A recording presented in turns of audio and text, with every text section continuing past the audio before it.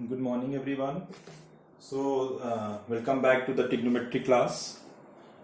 Since almost all the trigonometry we have done, so today's lecture we are going to take a short revision in trigonometry. So first of all, the very important part of this trigonometry of allied angles.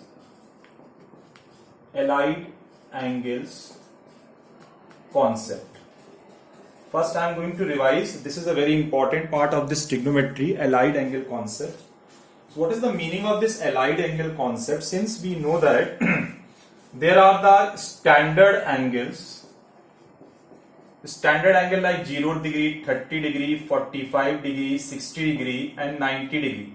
You have already knows how to write the angles in radian. It's 0, it's pi by 6. It's pi by 4, it's pi by 3, and it's pi by 2. So whenever an angle is given like 120 degrees given and you want to write in which form, in radian form, to just multiply by pi by 180. So you get the result in radian. This C for radian, that means circular measure. C for circular measure. Radian is representing circular measure, that is a SI system. So whatever the angle, suppose the angle is given 150 degree and you want to write the angle in radian, to just multiply by pi by 180. So it is 3 pi by 5 pi by 6. 3 5 is 15 and 3 6 is 18. So this is the way we can convert any angle to be the radian. Now the concept is allied angle. Since in class 10, till class 10 we know the value of the sine, cos, tan, cot, sec and cosec. These are the 6 trigonometry ratio, and we know the value of sine 30, sine 90, tan 30. These standard angles along with this ratio we can find.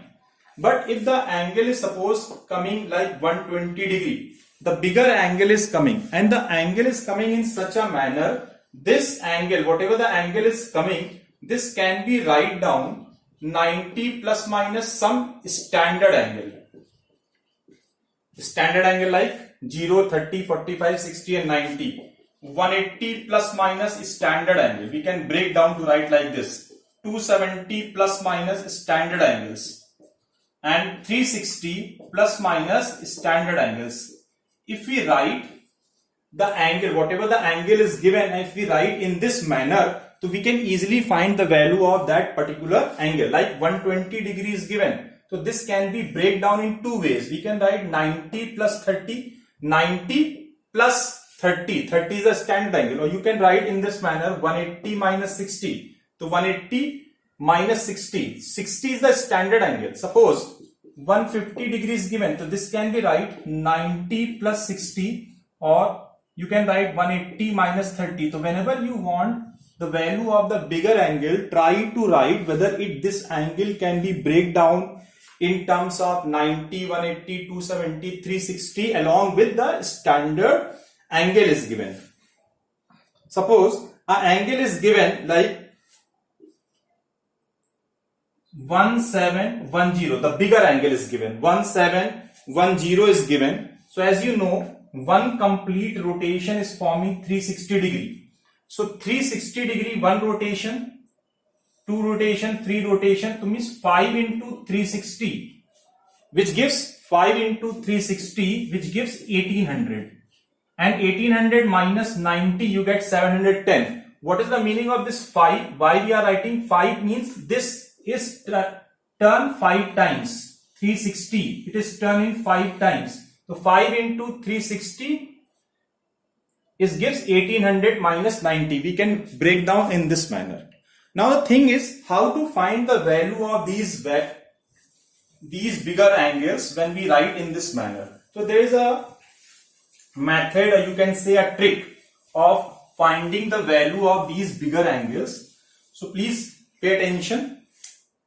Let us take, this is a Cartesian plane. Everyone knows this is a Cartesian plane, x, x dash, y, y dash. So this is known as the first quadrant, this is known as the second quadrant, and this is known as the third quadrant, and this is known as the fourth quadrant.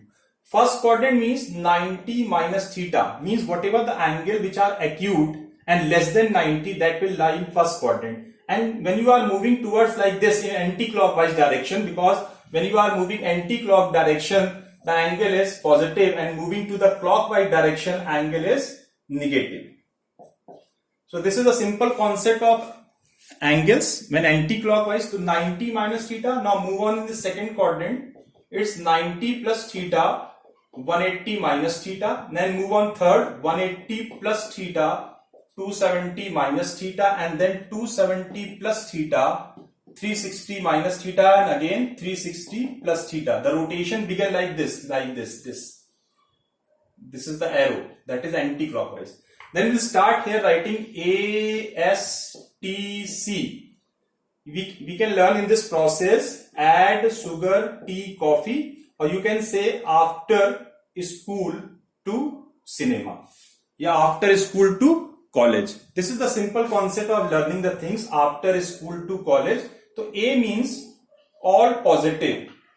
A means all positive. There are 6 trigonometry ratios: sine, cos, tan, cot, sec and cosec. These are the 6 trigonometry ratio. If they lie in this first quadrant, it means all positive. S for sine and its opposite, its reciprocal is cosec.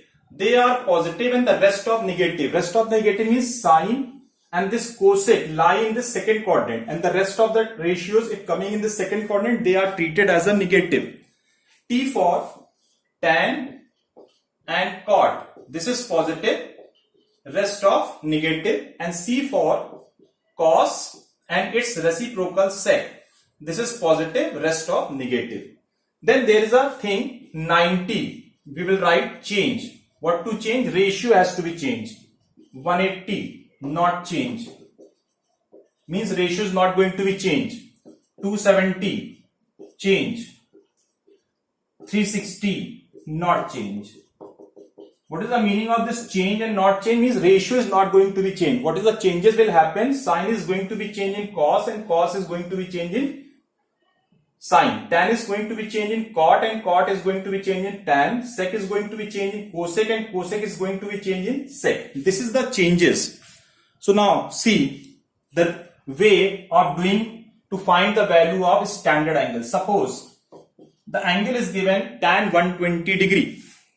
And we need the value of tan 120 degree. So first of all, whatever the angle is appear, it must be right as the sum or difference of 90, 180, 270, 360 along with standard angle. So this can be right. This can be solved in 2 ways.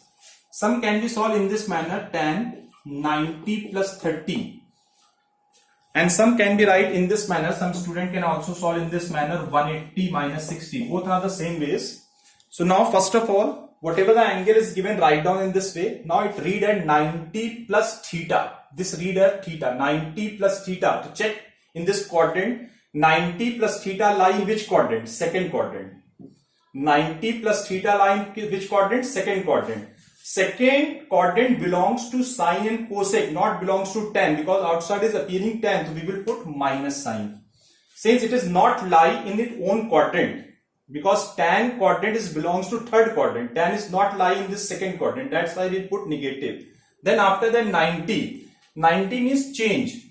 90 means change. What to change? Tan is going to be changed in cot. So this is cot 30.